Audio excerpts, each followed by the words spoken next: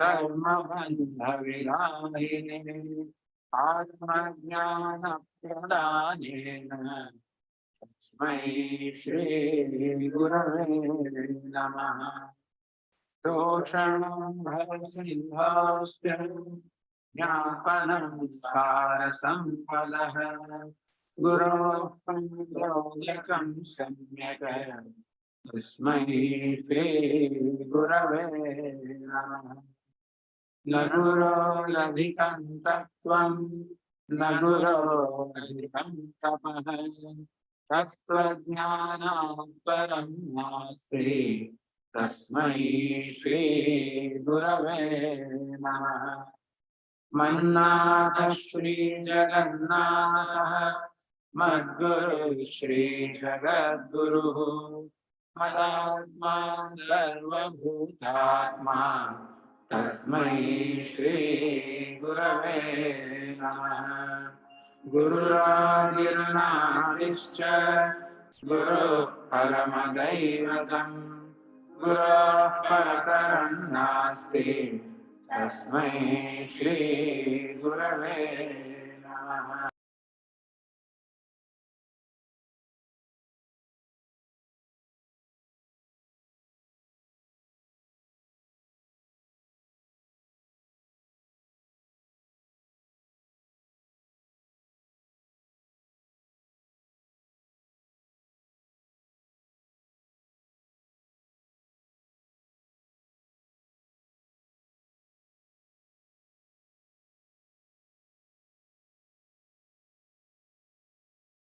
Cannot hear you, Somini ji.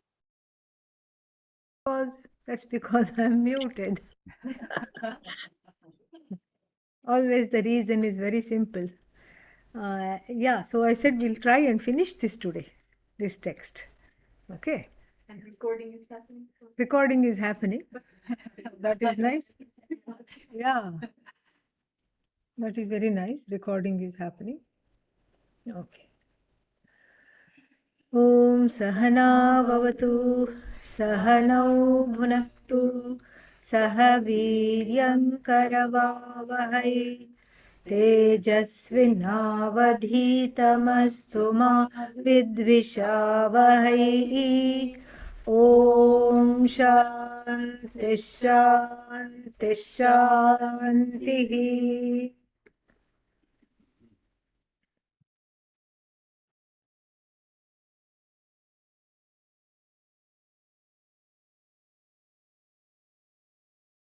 Let's see where we are. Yeah, one thing I wanted to mention for the people online, suddenly this closed captioning is coming on the YouTube video, and I'm not sure why, and coupled with my Indian accent and the Sanskrit words, the closed captions are butchered. They are not close at all. Okay, yeah. And so now I don't know if anybody is turning on the transcript. If you're doing that, that's okay with me, but I think there is a way to say hide captioning. So go under more, and then underneath record there should be captions, and choose hide captions. Okay, yeah, that is the thing. So 2-3 people complained on YouTube. What are you what are you doing? It's such a distraction, and it wasn't happening before. It's happening only this particular set of classes.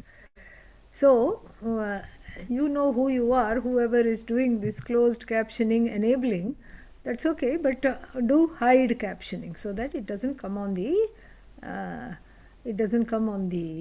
screen. All right, yeah.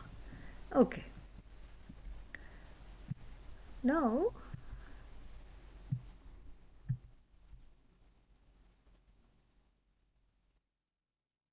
98 we have almost finished. Yeah. Vishvam neti pramanad vigalita jagadakara bhanam bhanastyajed vai पीत्वा यद्वत्फलाम्भस्त्यजतिश्च सुतरां तत्फलं सौरभाढ्यम् सम्यक् सच्चिद्घनैकामृतसुख कवलस्वादपूर्णो हृदासौ ज्ञात्वा निस्सारमेवं जगदखिलमिदं स्वप्रभः शान्तचित्तः. So this is the last summation. How does an enlightened person, quote unquote, somebody who knows the truth of the self, how do they behave with regard to others and with regard to the world? The world that is a subject matter of so much consternation for the rest of the people. How does the Jnani deal with the world? That is the idea. So here the very nice imagery is given. And what is the imagery? Vishwam na iti. So Vishwam means the whole Jagat is as good as not there. Why? And that's kind of scary because after this you have to drive home. So so if you say Jagat is not there, lamppost is not there, pothole is not there, tree is not there, then what will happen? A car also will not be there. Okay, so so this is obviously it has to be understood properly, and so we should add a statement here, as good as not there, meaning it is there, but it is there only for the sake of transactions. Transactionally it is there, but I am not in the world of transaction. I am equipped to do the transaction, and I am going about my day doing the things, but that's not where I live. It is just a place to do transaction. Like when you go to the office, you don't start showering there, brushing your teeth there, keeping a toothbrush there, and then making a bed there. Maybe one day you have to sleep there because there is extra work, but that doesn't mean you sleep there all the time. It is work, and you know what is home, and you come home. You just go there to work. So the Jagat is a place of work. You live in the glory of yourself, which has nothing to do with the transactional reality at all, which is free of the conflict, which is free of the strife, which is free of the competition, the sorrow, the fear, and the whole extra, all these things. So you live in yourself, and the Jagat is a place of work. And what kind of yourself? The self that is given, given means taught by the Upanishads. You live there. That is your place. You live where? In your own glory you live. In that place which is not affected by the ups and downs, the yo-yo of sorrow and joy. Not in that place which is full of strife. That is not you. Why? Because you don't want it to be you. Nobody says, when you ask somebody, who do you want to be? Nobody says, I miss being the conflict-ridden person all the time. Nobody says that. Nobody says, I miss fighting with everybody. And nobody says, I miss being sad and afraid and anxious all the time. Nobody says that. Because it's in keeping with your own desire and the deepest yearning. And the deepest yearning means that I don't want to be any of these things. And what does the Upanishad and works like these say? You are not. And the Bhagavad Gita too says you are not this. There is another reality. That is your home. And the short form of this home is Om. So you live there, and that's where you are. And from there you transact business. You do what needs to be done without getting caught up in the role. Just like an actor who has to play the role of a begging person, Swamiji's example, a begging person, and Still, even while shedding tears and begging for alms on the road, alms, and then what does the actor think? Oh, maybe I'll get an Oscar for this role. I don't even need glycerine to cry.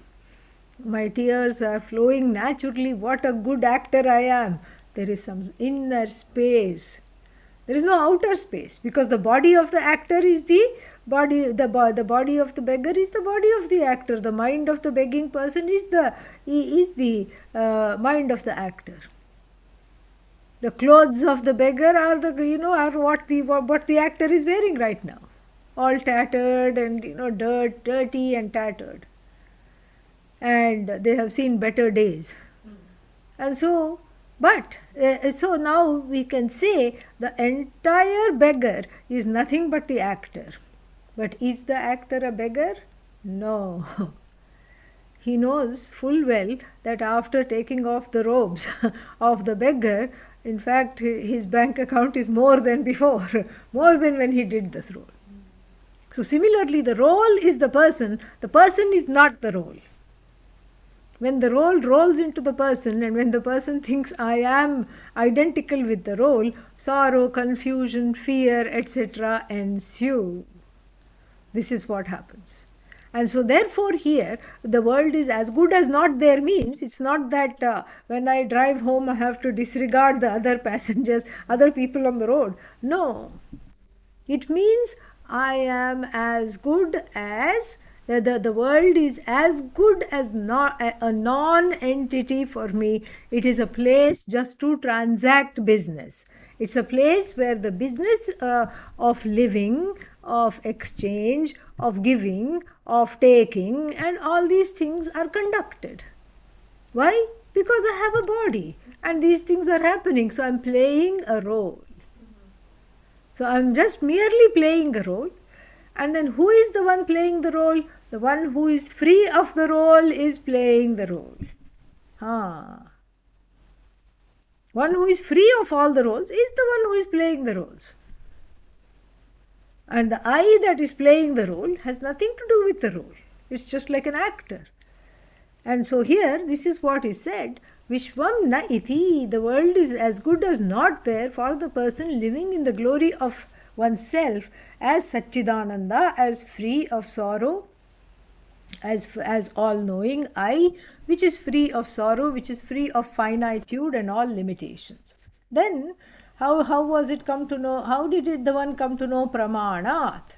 Through the Shastra, through the teaching, through the Guru, through the text, etc. Vigalita jagadakara bhanaha tyajedvai. And so the world is reduced to, we talked about this last time, is reduced to like a burnt newspaper. You can read the print. 6 dead in a car accident. You can read it. That's what the news is full of all these things.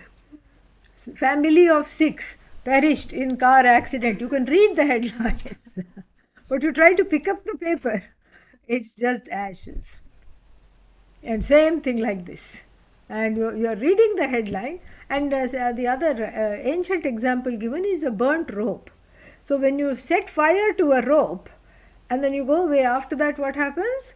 The rope is still there. You can count the number of skeins that are twisted. The twists are there. The rope is there. But it is not good for even tying one cow. Okay? Yeah. No use at all for this rope.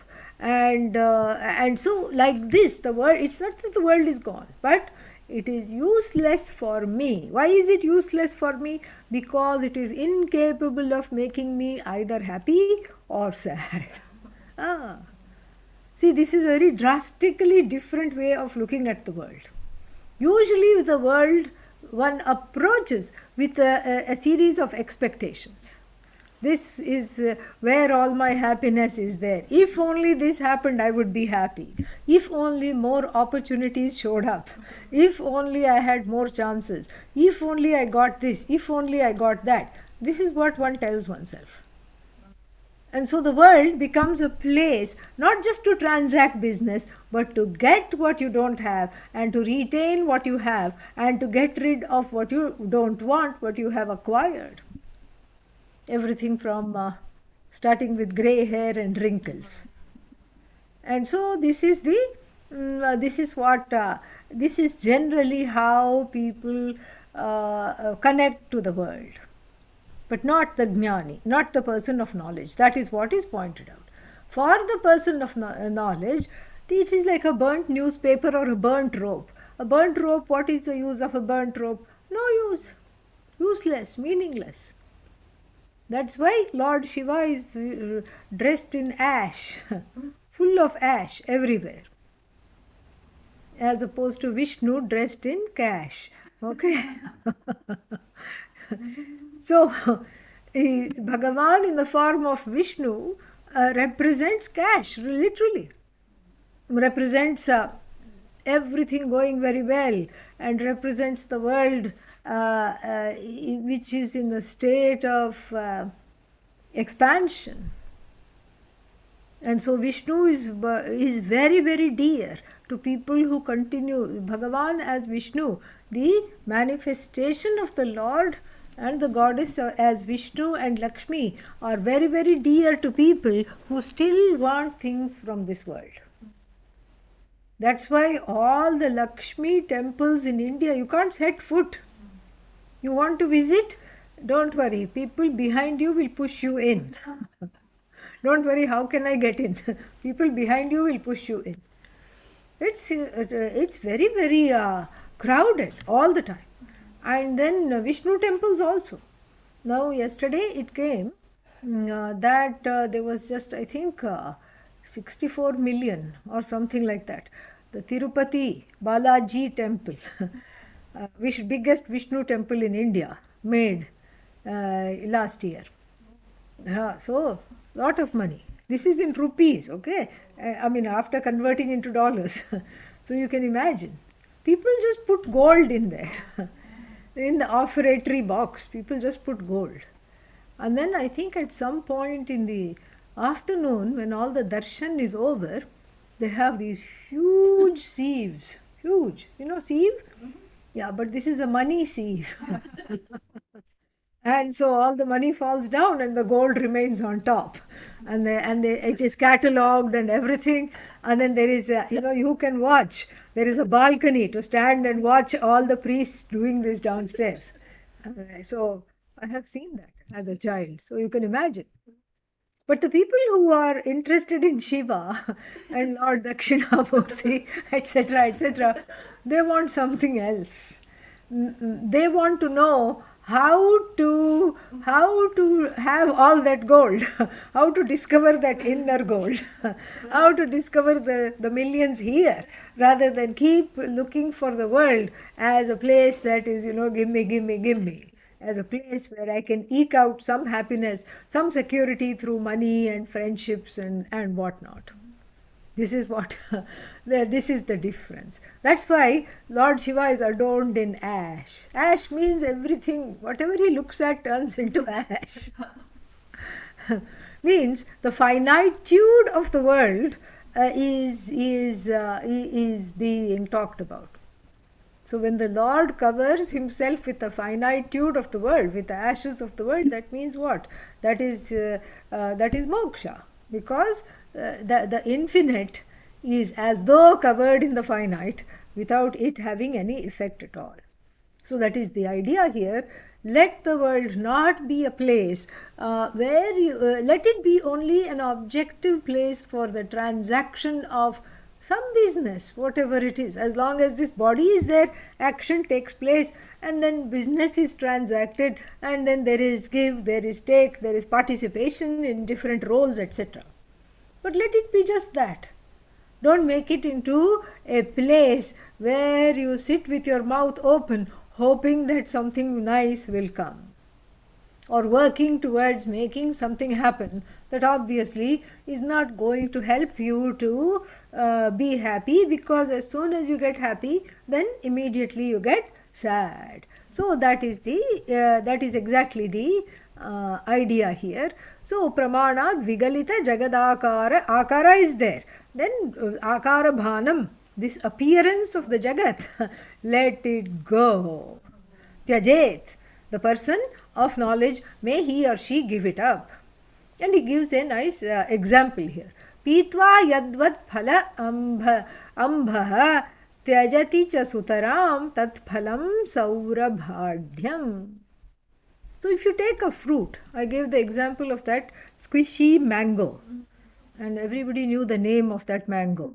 Okay, so that squishy mango, first you have to sit and massage it. You don't cut it. You can't cut it. It's just very drippy, and it's actually a juice mango. So you just massage it so that you can feel the pit separately and the juices separately, and then you break open a little tip, and then you just suck it out. And then after it's all done, you know it's all done because there's not even a drop more juice left. Then what do you do with the pit and the skin? You throw it away. Even though it was a very fragrant fruit and it continues to give off its fragrance even from the dustbin, but you still nonetheless throw it away.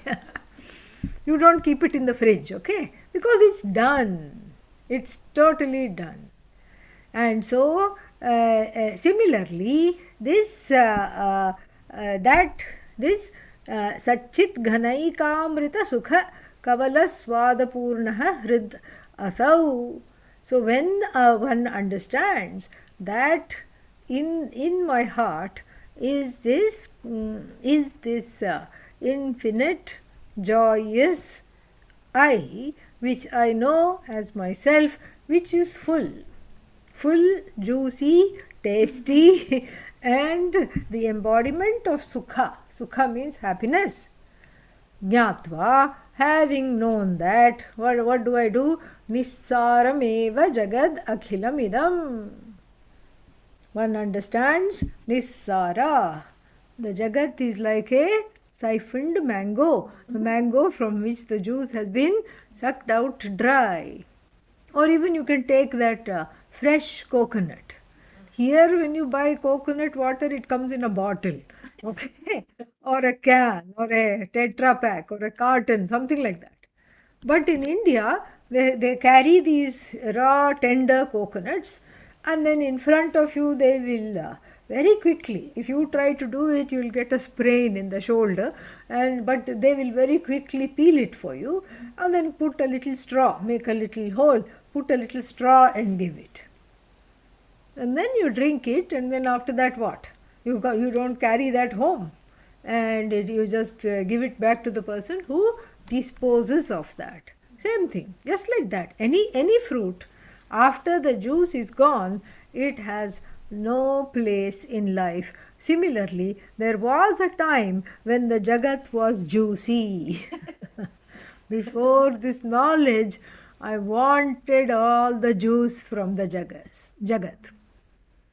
And whenever I tried to siphon off the juice from the jagat, just like the mango, it happened to be a rotten mango, a putrid fruit, a bitter mango, or a sour mango because it was not ripe enough. So many things. It wasn't the sweet mango that I wanted. Once in a while I got maybe a little bit of sweetness, and again it turned into sourness, bitterness inside the heart. And so the one who knows that this jagat cannot give me what I want because I already have what I want, and I have to understand this by the study of the Upanishad and the Veda. Once I know this, then what do? Then the whole jagat becomes useless as a place of eking out something or the other. It becomes useless. Nissara means useless, juiceless. And then jagat akhilam, the entire jagat, including heaven, etc. Places to go, people to see all this. Who understand this? Swaprabhaha, the self-lit one, the self-effulgent one. Shanta chittaha, a person of a heart that is free of, a person whose heart is free of all kinds of conflict, restlessness, strife, etc. Shanta chittaha, the person understands. So that is 98. 99 is based on the Mundaka Upanishad, one verse which is going to come later on. I think it is 228, the citation. Okay, yeah. So let us try and chant it. Kshiyante chasya karmanyapi khalu hridaya granthi खलु हृदयग्रन्थिः उद्भिद्यते वै तस्मिंश्चिन्मात्ररूपे छिद्यन्ते संशया ये जनिमृत्ति फलदा दृष्टमात्रे परेशे तस्मिंश्चिन्मात्ररूपे गुणमलरहिते तत्त्वमस्यादिलक्ष्ये कूटस्थे प्रत्यगात्मनि अखिलविधि मनोगोचरे ब्रह्मणीशे.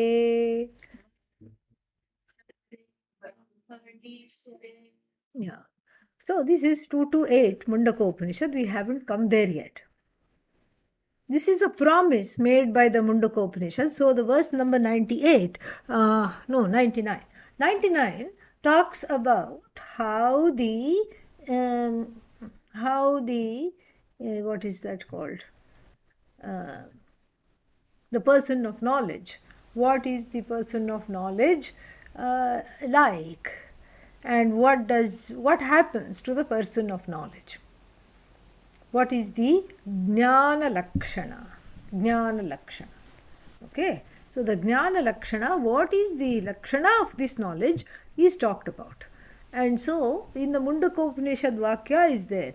Vidyate hridaya granthihi chidyante sarva samshayaha kshiyante chasya karmani tasmin drishte paravare. This is the Mundaka Vakya.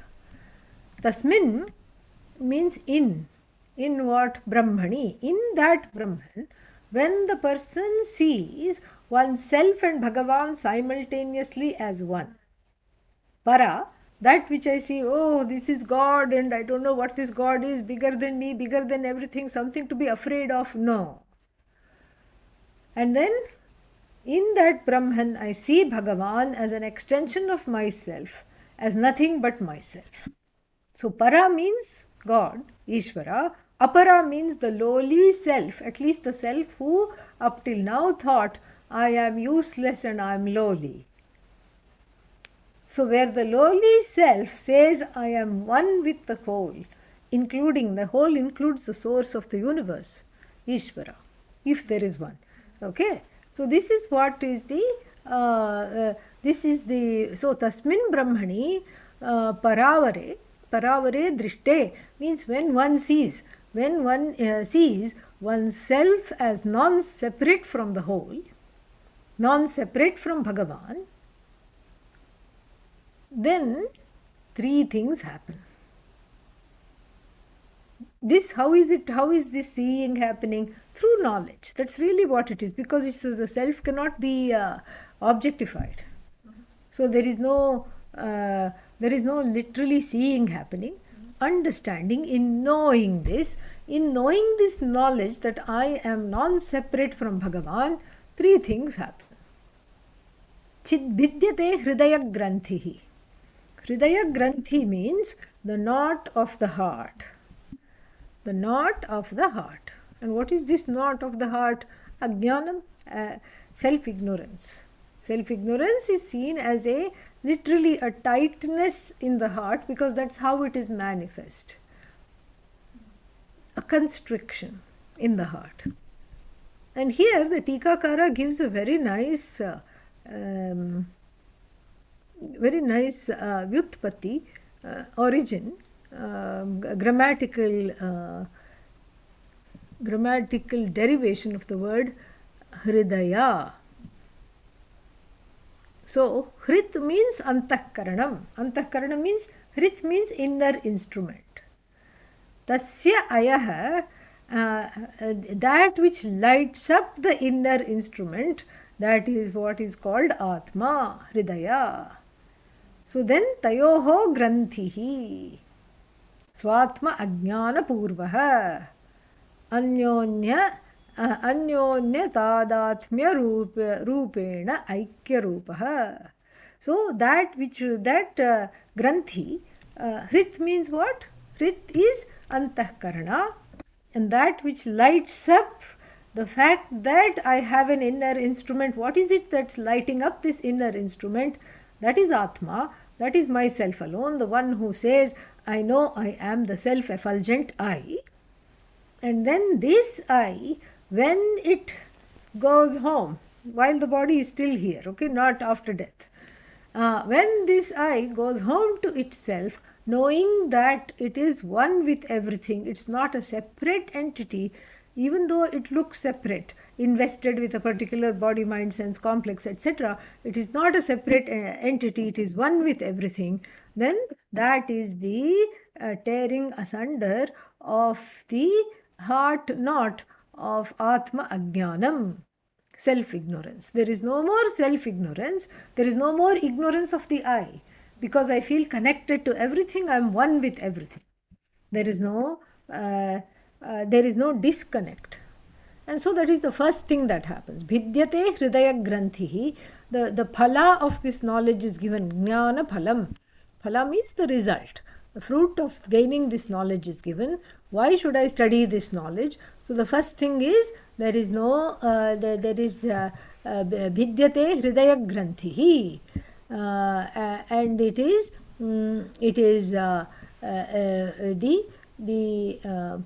when I understand I am all this, then the knot of the heart is cut. The knot of the heart means that which made me think of myself as good as this body, mind, sense complex, and feeling completely trapped in this body. That heart knot, that loneliness and that disconnection and that isolation is cut. Then it says, Chidyante sarva samshayaha. This is still Mundaka Vakya. Chidyante sarva samshayaha. All doubts are gone. Doubts. Does Vedanta work? That's a big doubt. And why should I only study? Why can't I go to the Himalayas and meditate? And the person who asks this question usually doesn't want to go to the Himalayas to meditate, just wants to create trouble, that's all. So, it's just a distraction. So why can't, meaning they're not wanting to literally go to the Himalayas. The idea is, why can't I get this knowledge in some other way? I mean, what other way is there? No, why can't I stand on one leg? Stand on one leg. It's all preparing you for this knowledge anyway. Like we talked a lot about yesterday about Karma Yoga. It is preparing you for this knowledge. Everything is preparing you for this knowledge. And so this is the teaching, because the problem is I am already what I want to be, but I don't know it. Therefore, the solution is to know it. That's all it is. You can't act and you can't write affirmations. I am the whole, I am the whole. It doesn't work. It has to be taught. It has to be taught, it has to be understood. Maybe then the affirmations will work. But in the beginning, this teaching has to be there. Otherwise, it will be full of doubts. It will be a knowledge that is riddled with doubts. If if one doesn't understand the truth, then the person is full of doubts. Why should I study this? Why only this? And is there such a thing called God? And how can I be this God, one with this God? What is all this about? All these things people don't know. And then there is a lot of doubts. And the doubts are classified into two, Pramanagata Samshaya and Prameyagata Samshaya. Pramanagata Samshaya means doubts with regard to the Pramana. What are the doubts with regard to the Pramana? Why is Vedanta a means of knowledge? How will it work? Why should I do this? This is doubts connected to the means of knowledge. And some other doubts generally have to do with what is Bhagavan, what is Ishvara. How do you know that I am one with Ishvara? These kinds of doubts are the second kinds of doubts. So all the doubts are gone in the wake of this knowledge. One no more questions oneself and this knowledge and one's ability to understand this, etc., etc. That is the second fruit of this knowledge. All doubts are gone. Then the third one is very interesting. Kshiyante cha asya karmani. All the karmas are gone. Karmas get worn out. A person has three kinds of karmas. What are they? Agami, Sanchita, Prarabdha. Prarabdha means that which you have to exhaust in this particular lifetime. What all you have to do, what all you have to undergo in this lifetime is called prak arabdham, prarabdha. Means it was already decided when this body, even before this body came into being. What kind of body and healthy body, sickly body. That's why they do this, genetic analysis, and it's all there. The blueprint of all the diseases one can possibly get is there. Scary, frightening. It's like the signature of Ishvara is there in this whole genetic analysis. And then people say, oh, there is the breast cancer gene, and then then they have to make certain difficult decisions, and then there is some other gene and some other everything. So they have, and then there is also the genetic pattern for the dementia and Alzheimer's disease and everything. Very, very frightening. But it's all there. This is all prarabdha. And it doesn't mean you'll get it. It means that there is a chance you may get it. More than a small chance you may get it. Because there is genetic material is there for it. But then of course the environment works, stress is a factor, so many things are factors. But then this is all prarabdha. All right. And then there is prarabdha is what you're supposed to endure. But it may or may not happen, but it is there. The potential for it is there. You may ward it off through a healthy lifestyle because you have free will. And maybe everybody in the family got it, but you did not get it because you had a healthy lifestyle. That is there. Or you could, you avoided it by prayer. You mitigated it by prayer. You intervened in your own karma and then you prayed it out. Sent the karma packing with prayer. Prayer is the result of this action right now. And so this result of this action cuts the result of that action previously done, and then it neutralizes the karma or mitigates it. So this is prarabdha. Then we have something called sanchita. Sanchita is where the prarabdhas came from. The origin of the prarabdhas, which is an endless body of karma. It is said, this is all belief based, okay? So it is said, if you've had a human birth or a human-like life one time, then there is enough karma for endless sanchita. That's kind of depressing to think about. Endless. You thought Brahman is the only thing endless? No. This karma is also, lot of karma is there. And then if it is not interrupted, and the only way to get out of this karma is through the knowledge that I am not the karta, I am not the doer. This knowledge of the Bhagavad Gita and the Upanishads, which tell you that you are not the doer, as a result of which what you are not the doer means, the results do not accrue to me. It's like a dead man's bank account. The person has died, but then there is money in the bank account, there is nobody. The person died intestate, meaning did not have a will, did not name anybody else. maybe had no children, no spouse, nobody, and just grew old and died, and then there is all this money, but there is no taker. There is no taker at all.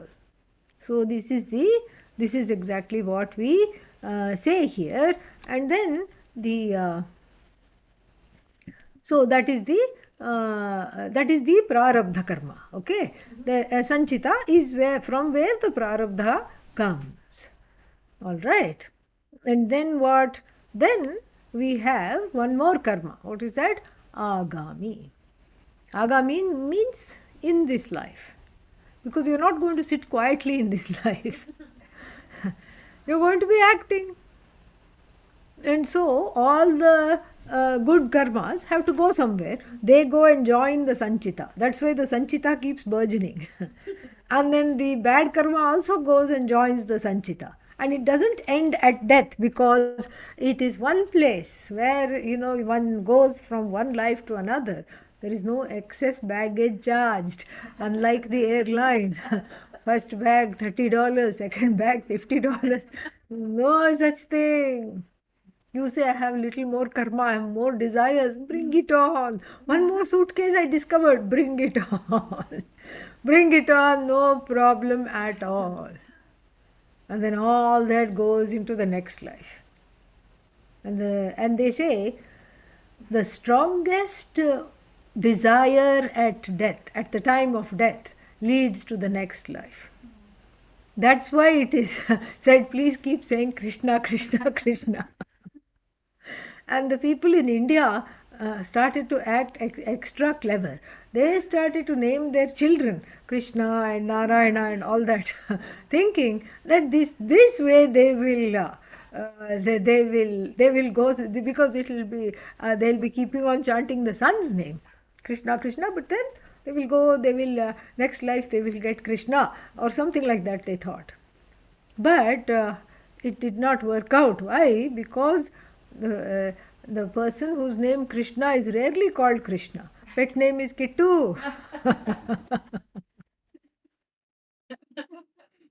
Narayana is not called Narayana, Nanu, Kittu, like this.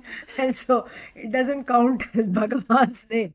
So the idea is that you think of pleasant things, you think of things that are lasting, and that Bhagavan is nothing but the truth of you. And if you have studied Vedanta, you will pick it up in the next life. And then even if you don't fully drop all the karma, and if the knowledge is riddled with a few doubts, etc., doesn't matter. In the next life, you'll pick up the thread, and definitely these karmas will drop. That is the idea. So this is the agami karma. So all these three karmas for the jnani are not there, because the jnani says, what karma? Whose karma? I don't know what you're talking about. All I know is I am Satchidanandam Brahma, I am one with Ishvara, I am that which never comes to an end, I am a sentient being who is just living in this body. Well, I am not the doer, I don't do anything.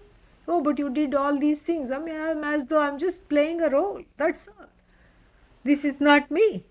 And what is this me? I am that which is free of all the roles. I am that person who is free of volition, roles, sukha, dukkha, sorrow, the alternating cycles of sorrow, happiness, etc. I am that which is free of all of that. And so, this karma doesn't belong to me, the person says. And so the person is free of karma. But then still, from the standpoint of the onlookers, well, the guru stepped on an earthworm while walking. That is bad karma, correct? And who will, if this karma doesn't go to the jnani, who will it go to? This is very interesting, because every action has a result. It has to go to somebody. Who does it go to? Let's say if the guru steps on a small insect, not unknowingly, not knowingly, and who will it go to? It will go to those who do the ninda of the guru. Tattva Bodha says this. It will go to them who talk badly of the teacher and badly of the jnani. And then each time the Guru teaches, and each time the Guru teaches, the Guru gets a lot of punya, good karma. Who does that go to? People, to all the Shishyas who don't talk badly of the teacher. So this is not a mechanism to keep the teachers in good mood. That's not the idea. It is just a belief. That's all. So there is no karma for the jnani. You can say agami karma is not there because the person, agami means what you are doing in this life is not there because the person is dharmic. And then you can say that the sanchita karma is not there because the person is not a karta and has disowned that sanchita karma in the wake of this knowledge that I am free of all karma. But then what about prarabdha? You see the guru getting old, you see the jnani in a wheelchair, you see the jnani making frequent trips to the hospital. So from the onlookers side, from the standpoint of the onlookers, we will say that there is prarabdha karma. The people will say, oh, this is what happened when Pujya Swamiji was getting sick. Everybody would say, oh, Swamiji is undergoing some prarabdha, from before some karma is there.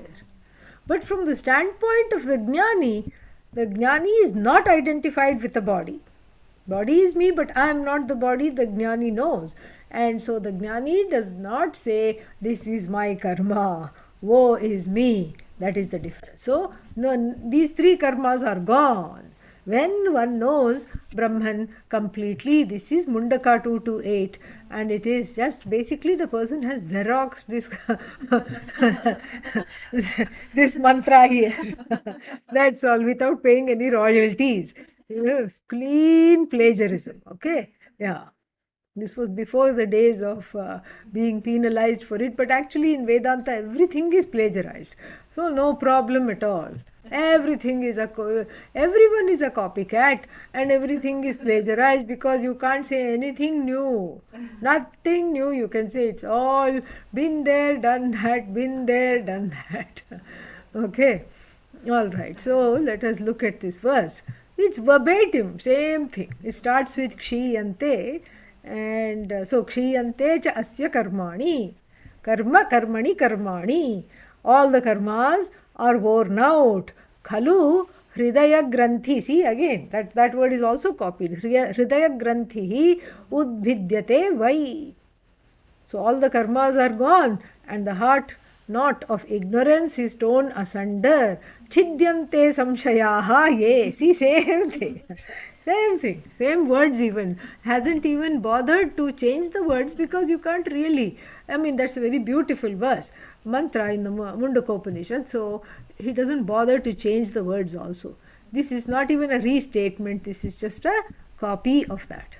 Like the Bhagavad Gita steals some mantras from the Kathopanishad, verbatim, just like that. Okay, Chidyante samshayaha ye. So, samshayaha means doubts. All doubts are torn asunder. And what are these doubts? Jani mriti phaladaha samshayaha. So, these doubts just cause you to have more and more births. And yesterday we saw birth is not the issue. Death also is not the issue. All that happens between birth and death, that is the issue. And so, so that which is Janimriti Phaladaha means that which gives the present, the doubts which make you be born again and again and again and die again and again. Why? Because the doubts haven't resolved. That's why. In the, I don't know which Upanishad, maybe Aitareya Upanishad or Prashnopanishad, I think. It says that at the time of death, when the person exits the body, even if they have been studying Vedanta a long time, but still they haven't made it, that at that minute they know, didn't make it back to the realm of the Punarjanma. But in a body that is fitting to continue the quest.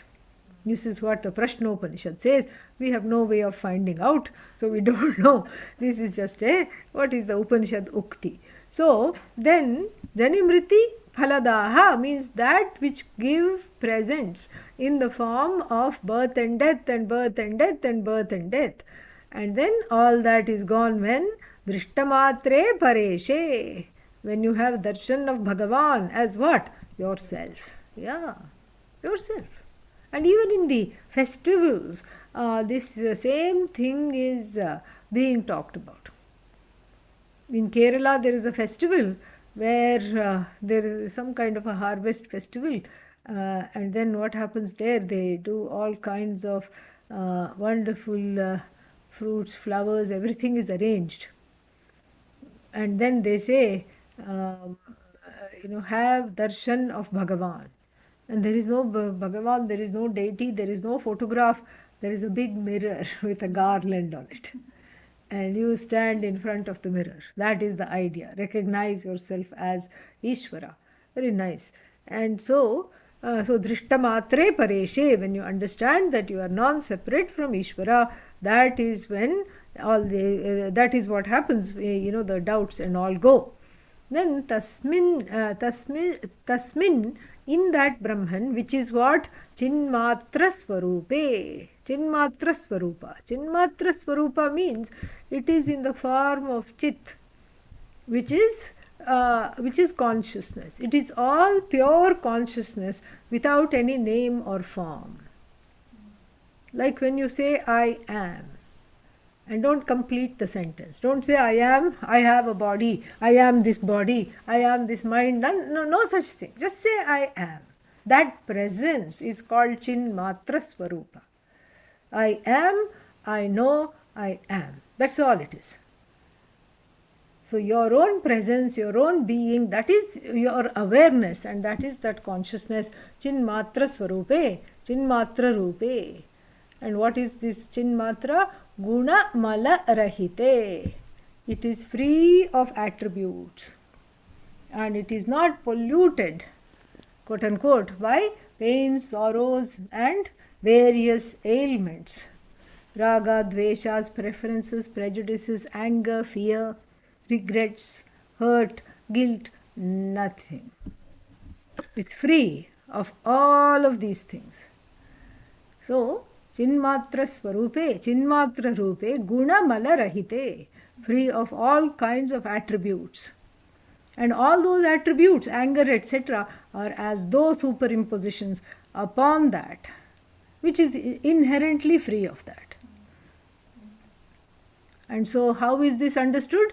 Tattvamasya lakshye, through the Mahavakyas, through the sentences such as Tattvamasi, you are that, etc., which we have studied in the Chandogya Upanishad, where Shvetaketu is told that by Uddalaka.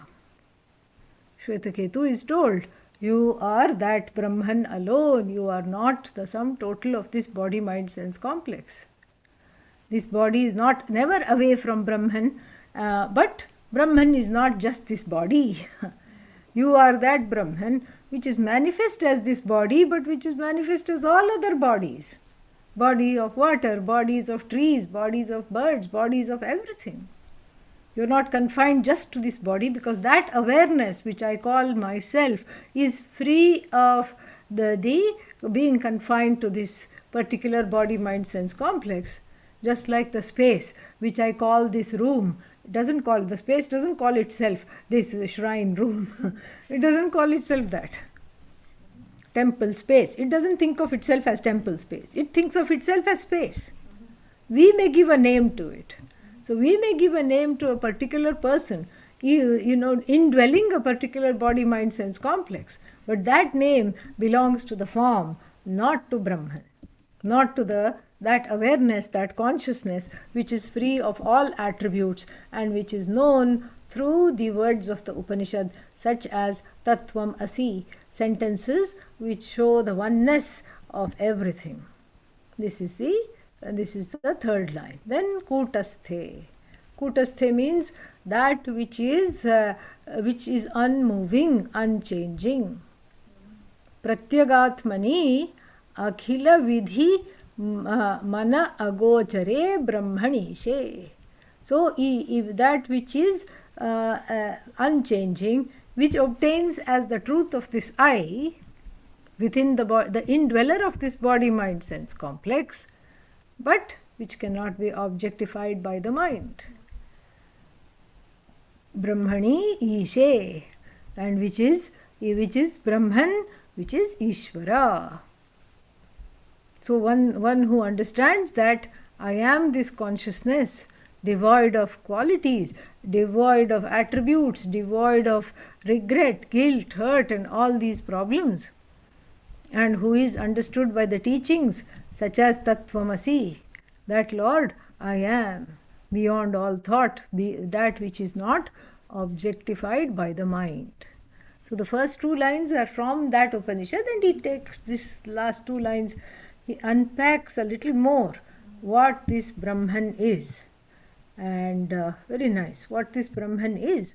And so all these free of guilt and hurt, free of negative emotions like anger, fear, etc., sorrow, regrets, and free of all attributes, fat, thin, short, tall, all these things, red, blue, green, no attributes at all, and which is in the form of Chit. Chit here means consciousness, understood only through the words of the Upanishad, unchanging, which obtains as I within this body, which is not objectified by the mind. That is what it is. That is verse number 99. Verse number 100 is delightful, very nice, beautiful. And there the tree of samsara is being talked about. There is a lot of things which talk about the tree of samsara. Lot of Vedantic poets love the discussion of the tree of samsara. There is a what is that? There is a one more in the Panchadashi. We saw the tree of samsara. Bijam samsriti bhumi jasya tu tamaha dehatmadhirankurah ragaf pallavam karma vapuhu skandho savashakhikaah agranindriya samhatischa vishayah pushpani dukkham phalam nana karma samudbhavam bahuvidham bhoktatra jivah khagah. Sounds nice, but says horrible things. Okay. Only the tune is nice. So there in the Panchadashi, samsriti bijam. Samsriti means samsara. Bija means seed. The seed of samsara is self-ignorance. And the sprout of this tree of samsara is saying, I am as good as this body-mind complex. And then it grows. It has leaves. What are the leaves? Raga, dvesha are the leaves. Strong preferences and prejudices are the leaves. And the water, you have to water it, right, to grow. Your own karma is the water which makes the tree grow. And then vapuhu means the body of the tree is the skandha. Skandha means your own body is like the body of the tree. Asavaha means the five pranas are the shakhikas, the branches are the five pranas. Then agrani means the twigs. After the branches there are these small twigs, and the twigs are the sense organs. Indriya samhati. Then the flowers are the sense objects. And what is the fruit? Dukkha. Sorrow is the fruit of this tree. Nana karma samudbhavam bahuvidham. So this is made up of many karmas of the person. And who is the tree for? The tree is for the jiva bird sitting sadly on the tree. And then in the 15th chapter of the Bhagavad Gita, again we have a tree. And what is that tree? The upside down tree. That's another place where the tree metaphor, the tree of samsara. The upside down tree comes in the 15th chapter of the Bhagavad Gita. How does it go? How does the 15th chapter go? Urdhva moolam adhashakam ashwattham pravaramaya. Urdhva moolam adhashakam. The tree should be how the roots are pointing downwards and the leaves are growing upwards. But here the roots are pointing up on the top and the leaves are downwards, because the root means we don't know the root of this samsara. That's the idea, it's invisible. Then it is called Ashwatha tree. Ashwatha tree, Ficus religiosa. Very sacred in India for both the Buddhists and the Hindus. Very sacred, because it was under this tree that Buddha gained enlightenment. That is what is believed. And then for the Hindus also very, very sacred, this tree. And so Ficus religiosa, it's called religiosa because it's so people tree it's called. Yeah. And when they say people tree, it's not spelled P-E-O-P-L-E. It's not a tree full of people, okay? It's a Hindi word. And so this tree is that it is, what is that? It is seen as the tree of samsara, and it is because it keeps growing and growing. It will grow anywhere. It will grow in concrete also, really. And then there was one, it came in the news in India, suddenly one apartment complex stopped getting water. And they wondered what happened. They cleaned the tanks and they said, no, there is no problem at all. And the pipe from, see, the tank was clean, the water was, the city water was coming and filling up the tank, but it was not going to the houses, especially on one side. And then the pipe that was taking there, inside that this tree had grown.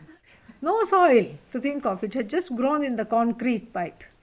And so like this, it grows anywhere.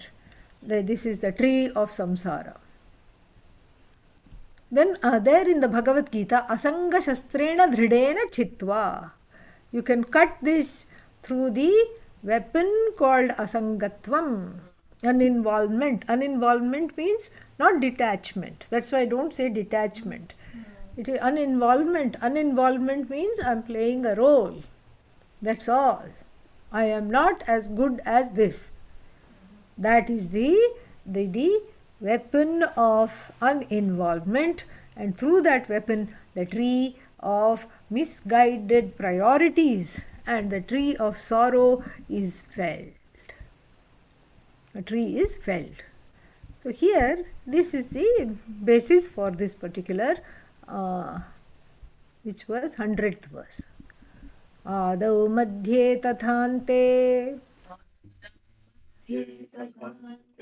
janimriti phaladam karma moolam vishalam jnatva samsara vriksham brahma mudita mudita shokata nekapatram shokata nekapatram कामक्रोधाधिशाखम्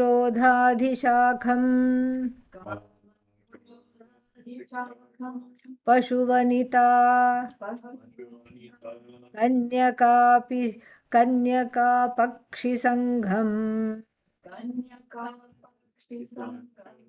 चित्वा सङ्गासिनेनम्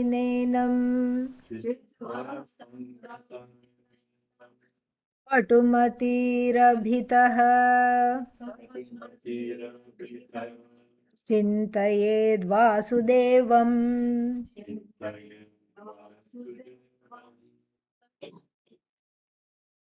So, Adau Madhye Tathante. Adau means in the beginning. Madhye in the middle. Tatha in the same manner. Ante. Ante means at the end. So, in the beginning, in the middle, and at the end, what happens? This tree bears the fruit of several lifetimes of birth and death and birth and death and everything that comes in between. Yikes. Okay. Yeah. This is what this tree, karma moolam vishalam. So these are the roots of this tree. and it is spread all over the place.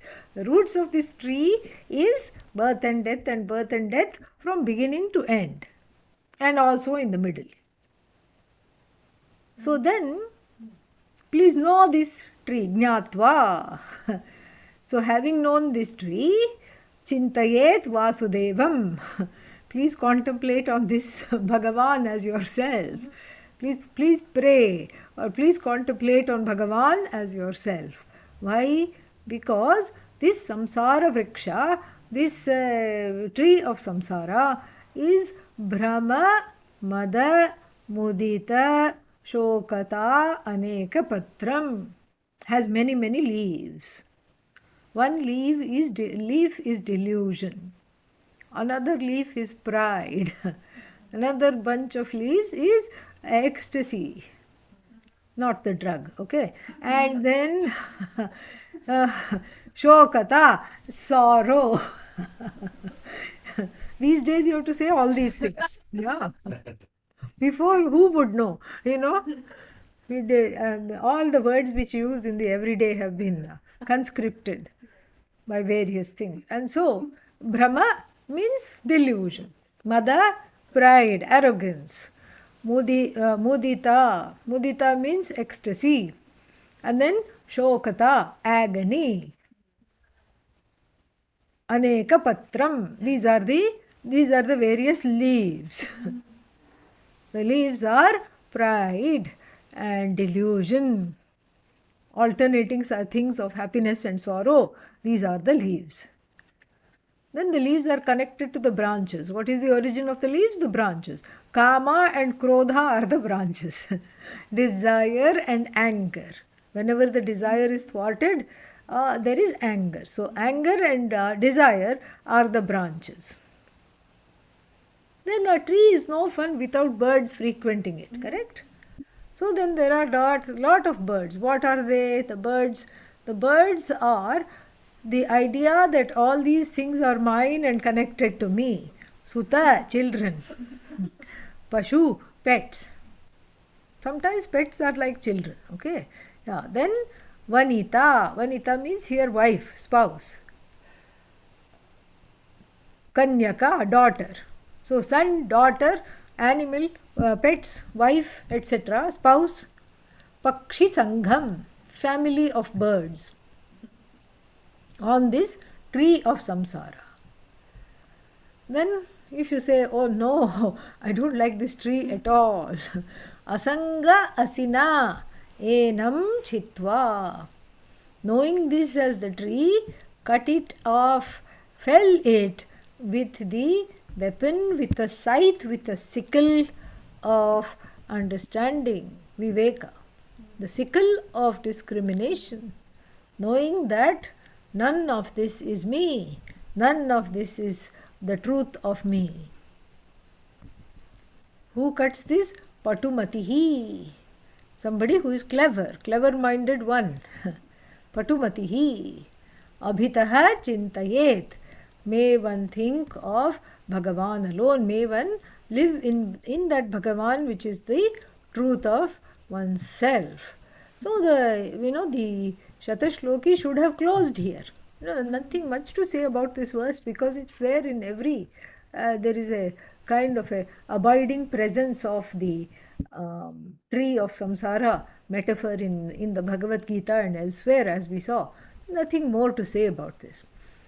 So Satasloki means 100 shlokas, but the 101st one, which we are about to enter, is the last one, which is basically a prayer by the author to Bhagavan.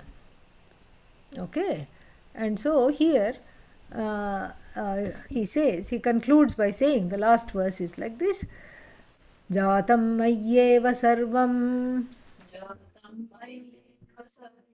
punarapi mayi tat samsthitam chaiva vishvam sarvam mayyeva yati pravilayamiti tad brahma chaivahamasmi यस्या स्मृत्या च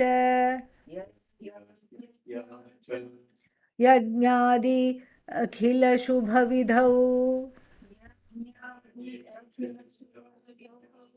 सुप्रयातीह कार्यम्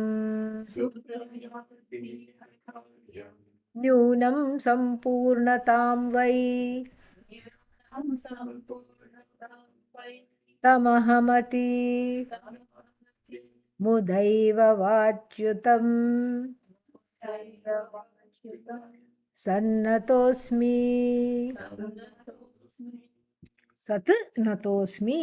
I remain bowed. I remain bowing. And to what? To that Brahman, which indeed I am. And what is this Brahman? That which jatam mayyeva sarvam. That because of which I understand that the entire universe is born in me. Punarapi mayi tat sthitam. It has its support in me. Pravilayam iti. And pravilayam eti. Mayyeva yati. Pravilayam yati. And so it resolves in me. I am that awareness, I am that consciousness which gives rise to the universe, which supports the presence of the universe, and then which takes back the universe. I am non-separate from that consciousness, that Brahman indeed I am. So I bow to this being who is the truth of me, yasya smritya, by whose mere remembrance yajnadi akhila shubhavidau suprayatiha karyam. Everything goes very well. All auspicious acts go very well. By whose presence, by whose memory.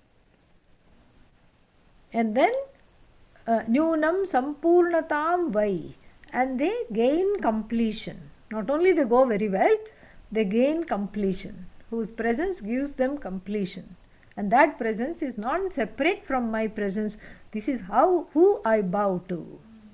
Tam aham ati muda eva vachyutam sannatosmi. So because any defects are immediately taken away. By whose grace, by whose mere presence.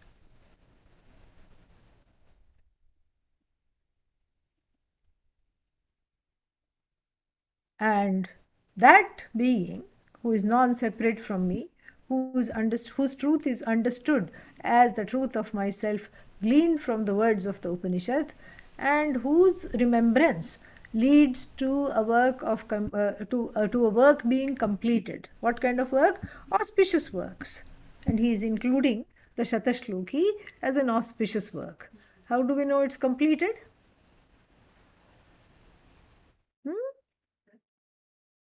Hello, we are at the last verse, so it is completed.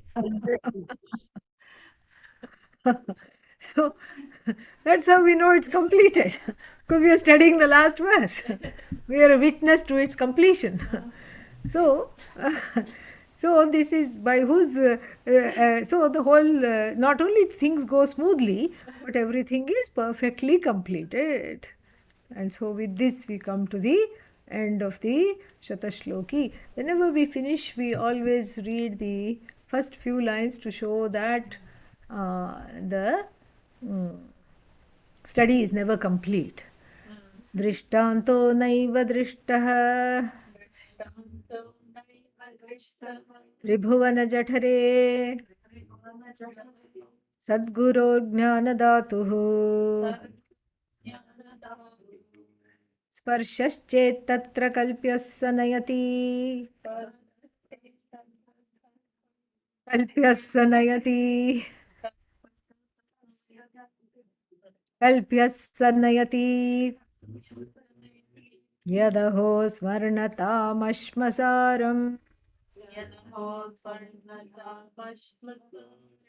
न स्पर्शत्वं तथापि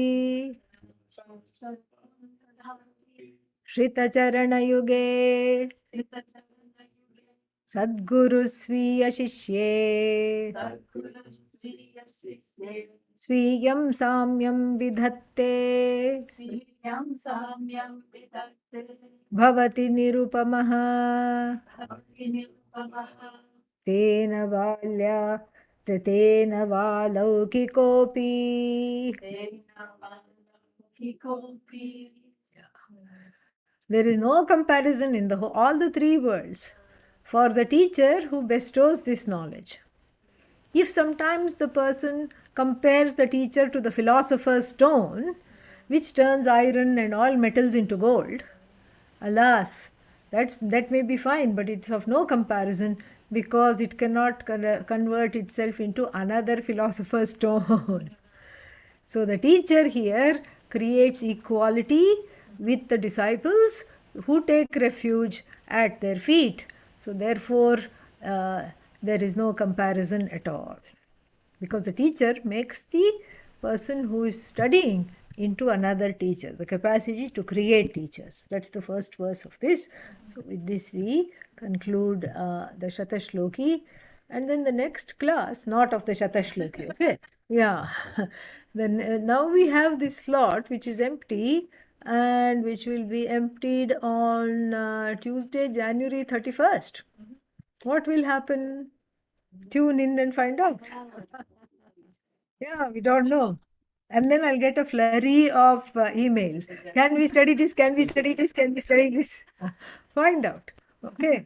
Come and see what this slot will yield. We don't know. Let us find out.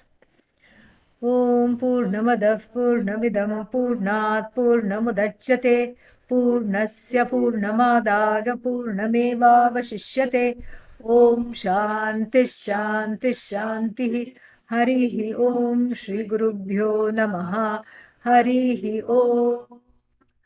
The Bahamas program is available online live, and they are charging just to cover their costs of whatever it takes to broadcast it, etc. They are charging the what is that? They are charging a thank you, $29 they are charging, and you can pay it at this link which I'm going to do. You can register that here. I'm going to give you a link, and then you can they will send you after you pay the money, you can send they will send you a, what is that, so Zoom link or something they will send you.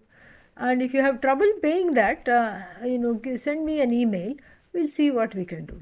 If you can't afford it and if you would like a scholarship from the ashram, send me an email and we'll see what we can do. Okay? All right. There were some questions. What happened to that? How can the mumukshu enjoy the world after gaining the Atma? After all, the mumukshu lead dharmic life while enjoying. No, you can enjoy. You can in fact enjoy the world better after gaining the Atma. That's the idea. Then, as the Jnani realizes the world as mithya, so from the Jnani's perspective, punya papa and does not incur. So how does the logic mentioned that the ninda or the people who do criticize the Swami get the papa? It's a belief. That's why I said it's a belief. Don't take it seriously. Yeah, it's a belief. It's a belief by some of the sycophants of the Swami. Simple. Yeah, take it light-heartedly. All this this is not only is it a belief, it's a non-verifiable belief. That I survive death, belief. And that whatever survives death, goes to places, heaven, etc. Another belief. That once I go to heaven, I will like it there. I mean, maybe I'll get bored. I don't know. But that it is a lovable place, belief. That I'm born again, belief. These are all beliefs. There's no way of knowing that. But the funny thing is, if you say I believe in rebirth, that's a belief. If you say I don't believe in rebirth, that's also a belief. Both are beliefs. Yeah. So take it with a grain of salt. Enjoy it, that's all. All right. All the best. Oh. Yeah, one Arati